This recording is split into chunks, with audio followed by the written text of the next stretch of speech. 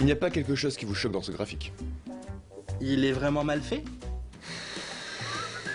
C'est que nous ne savons pas ce que ça représente, monsieur. Ceci est un comparatif du chiffre d'affaires de notre entreprise au cours du temps.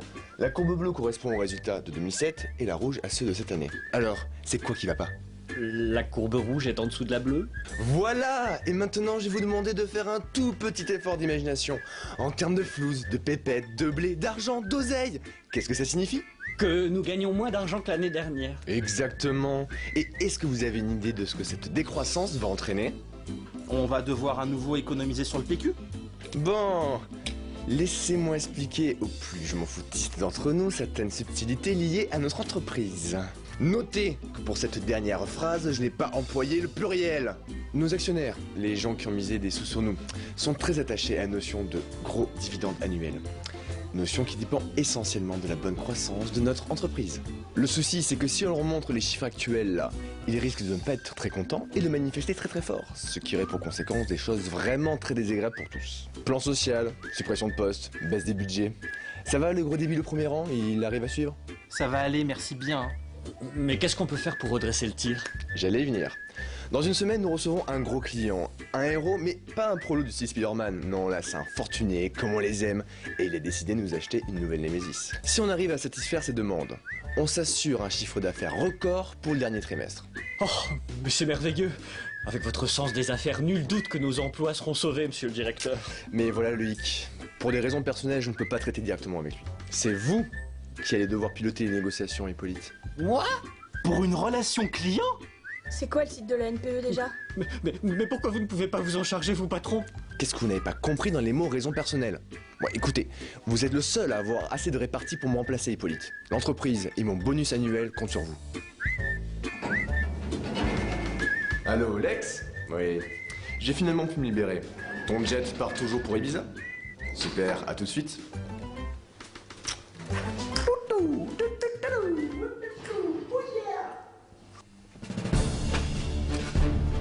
Inspection des troupes! Bah t'es mignonne, dis donc. Je ressemble à Tahiti Bob. Ah, commencez pas à me faire chier, les troufions, hein!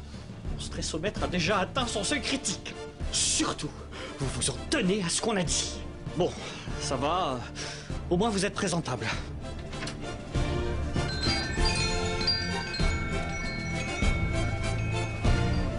Bonjour messieurs, dames. Alors j'espère que vous m'avez préparé quelque chose de beau et d'efficace. Monsieur Henri Potier, bienvenue à la Flanders Company.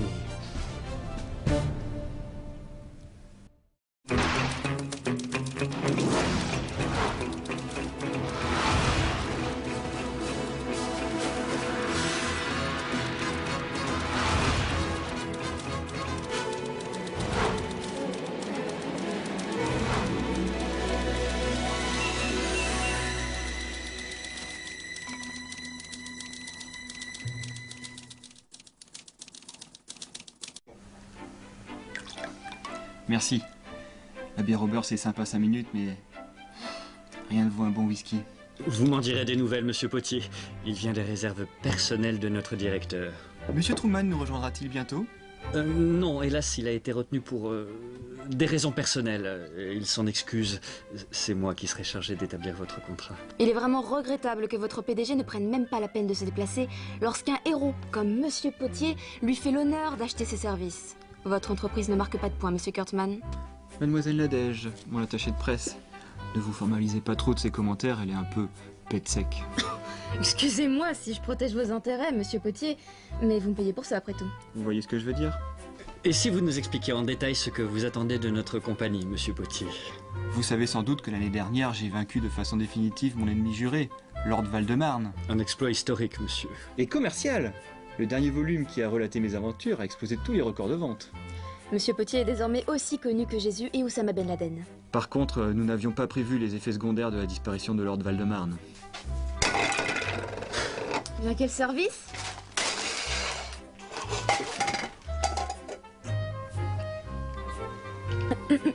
Six mois après son décès, les ventes des produits Henri Potier ont commencé à chuter. La menace que représentait Val-de-Marne accrochait vraiment le public. Mais maintenant, enfin bon, la situation est loin d'être désespérée. Ah, excusez-moi de vous le rappeler, mais certains produits, comme la collection de strings à votre effigie, ont vu leur vente chuter de plus de 90%. Je n'ai jamais cautionné cette histoire de string. Il n'empêche que vos entrepôts n'arrivent pas à s'en débarrasser. Enfin voilà, il ne faudrait pas que la situation empire. Et pour cela, je dois stimuler l'intérêt des gens à mon égard. Il me faut une nouvelle némésis, monsieur Kurtzman. Vous avez frappé à la bonne porte, monsieur Potier. Laissez-moi vous présenter notre catalogue 2008.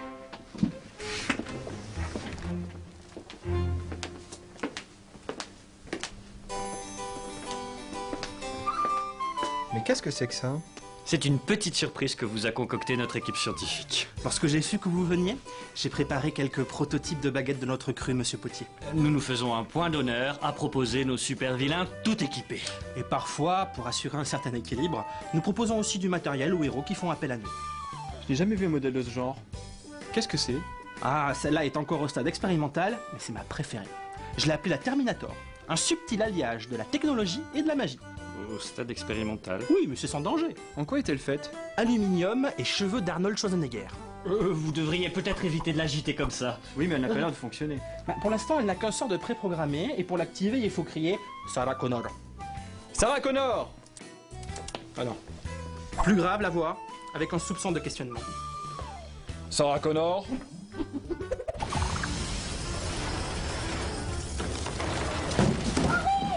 Monsieur Potier! Je suis vraiment navré, monsieur. Ce genre d'accident n'arrive pourtant jamais. Meurtrier! Mais vous n'avez donc aucune conscience professionnelle pour laisser Henri manipuler ces gens! Je vais bien. J'ai juste été surpris par la puissance du sort. J'y étais pas préparé. Félicitations pour votre baguette, monsieur. Si vous voulez, j'ai un autre modèle avec des poils de couilles de Chuck Norris. Non! Je me spécialise dans les incantations non létales, alors. Vous avez vraiment de la chance que Monsieur Potier n'ait rien. Bon, ça suffit maintenant, Nadège. Ça ira comme ça. Merci, Caleb. Merci. Dommage. Allons en salle de conférence. Ouais, je me suis.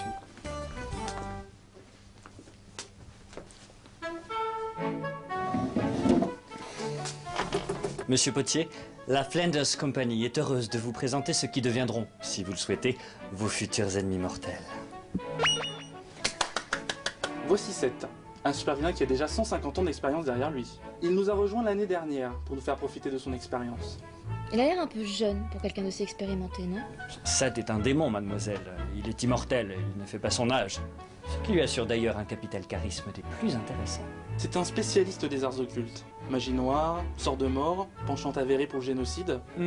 Regardez comme il sait bien manier les flammes.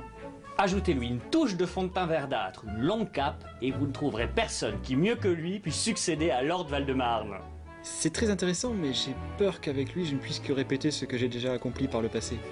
Monsieur Potier aimerait trouver une némésis qui puisse réveiller l'intérêt de ses fans, Monsieur Kurtzman. Et pour cela, nous croyons qu'il est fermement nécessaire d'apporter un peu d'originalité dans ses aventures. Je ne veux pas d'un Lord Valdemarne bis, monsieur Kurtzman. Je veux de la nouveauté.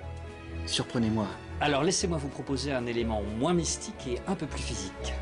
Je vous présente Darkseia, ancien chevalier d'Athéna. Il... Ah non, les accros des armures en ferraille, ça va pas être possible. En plus, il paraît qu'ils faisaient des trucs bizarres entre eux. Suivant alors. Et voici Trucidator, un de nos meilleurs éléments. Il n'est pas magicien, il n'est pas immortel, et surtout, il n'a pas une tête de vieux serpent crevé. Ses atouts, une force hors du commun, une ténacité à toute épreuve, vous ne le verrez jamais abandonner. Ça m'a l'air pas mal, ça. À voir, Monsieur Potier, à voir. Ce serait possible de prendre rapidement contact avec lui? Simone, vous pouvez faire venir Trucidator en salle de conférence, s'il vous plaît?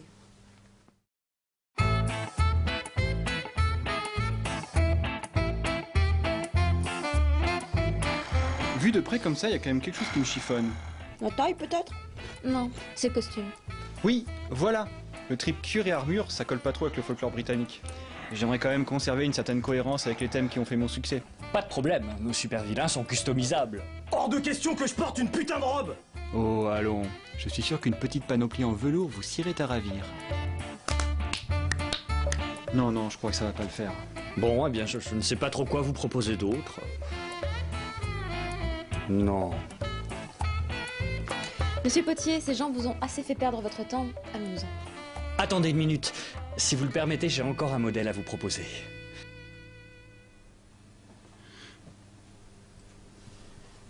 Laissez-nous vous présenter Andromalia. Andromalia est une succube. Elle allie donc la puissance de la magie noire à des atouts féminins visible. Une némésis féminine serait une grande nouveauté pour vos lecteurs. Et sa nature démoniaque assure une intégration parfaite dans votre univers magique. Mais c'est scandaleux! Comment osez-vous proposer à Monsieur Potier une telle Marie-touche pipi? Nadège, taisez-vous. Mais enfin, Monsieur Potier! Non mais vraiment, fermez votre gueule. Elle est disponible? Je veux dire, elle n'est pas encore sous contrat?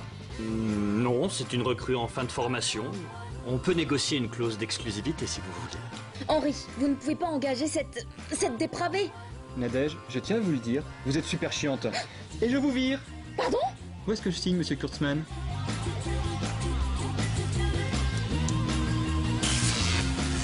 Alors? C'était pas une idée du tonnerre? Bien joué les enfants. Je suis ravi de notre petite transaction, monsieur Kurtzman. Ce fut un plaisir partagé, monsieur Potier. Quand pourrez-vous me la livrer? D'ici 3 semaines, elle est à vous.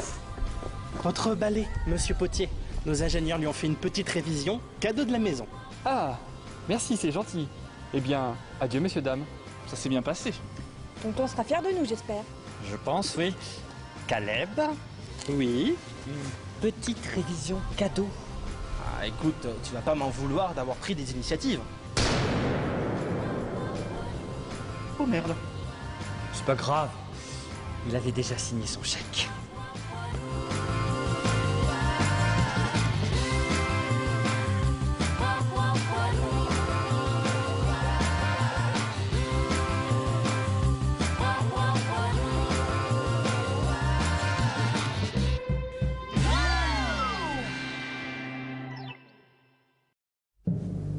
Allô, Carla? C'est moi, c'est Nadège. Non, ça s'est très mal passé, ils ont réussi à faire signer Potier, et ils ont le contrat. Écoute, je pense que ça va être un peu plus difficile que prévu. Oui, c'est vrai, nous avons d'autres ressources. Et puis, ce sera sans doute beaucoup plus amusant comme ça. Bye.